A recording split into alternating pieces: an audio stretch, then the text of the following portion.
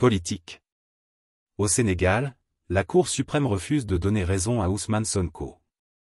Les avocats de l'opposant contestaient la décision de la Direction générale des élections de ne pas remettre à leurs clients sa fiche de collecte des parrainages en vue de la présidentielle.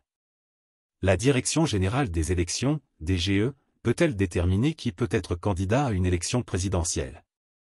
La Cour suprême a répondu par l'affirmative, vendredi 6 octobre en fin de journée, lors d'une audience publique spéciale, en rejetant la requête des avocats d'Ousmane Sonko. Ces derniers avaient déposé le 2 octobre un référé contre la décision de la DGE, un organe administratif qui dépend du ministère de l'Intérieur, estimant que son choix portait atteinte à la liberté fondamentale de leurs clients.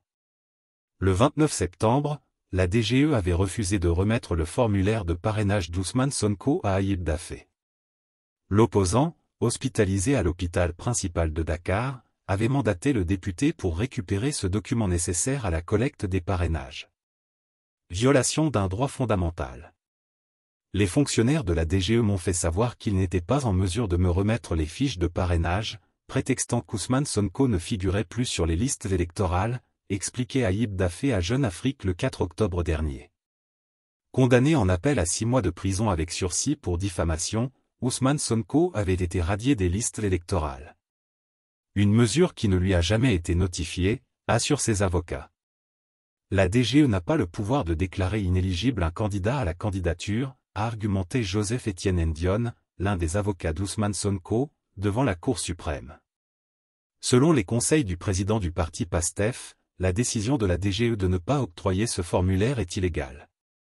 L'arrêté du ministre de l'Intérieur datant du 25 septembre établit par ailleurs que la délivrance des fiches de collecte de parrainage par l'administration n'équivaut pas à la reconnaissance d'un quelconque statut de candidat à la candidature.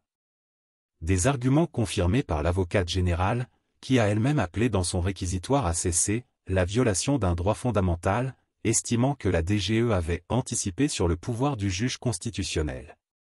C'est en effet le Conseil constitutionnel sénégalais qui reçoit et valide les dossiers de candidature avant l'élection présidentielle. Jurisprudence Karim Wade et Khalifa Sall. Je ne vois pas comment la justice pourrait laisser l'administration rejeter une candidature de la sorte, espérait un proche d'Ousmane Sonko quelques jours avant l'audience.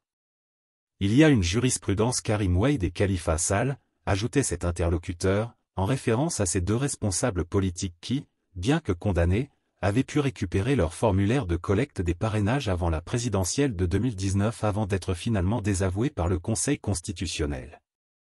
N'importe qui peut déposer un dossier de candidature, même un enfant de 12 ans.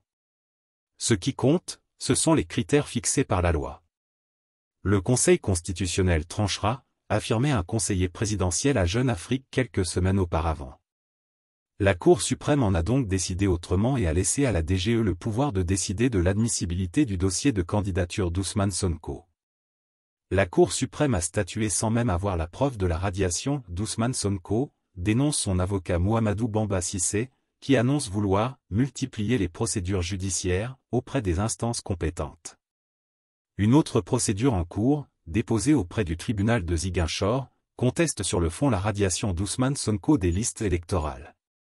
Le jugement est attendu dans quelques jours.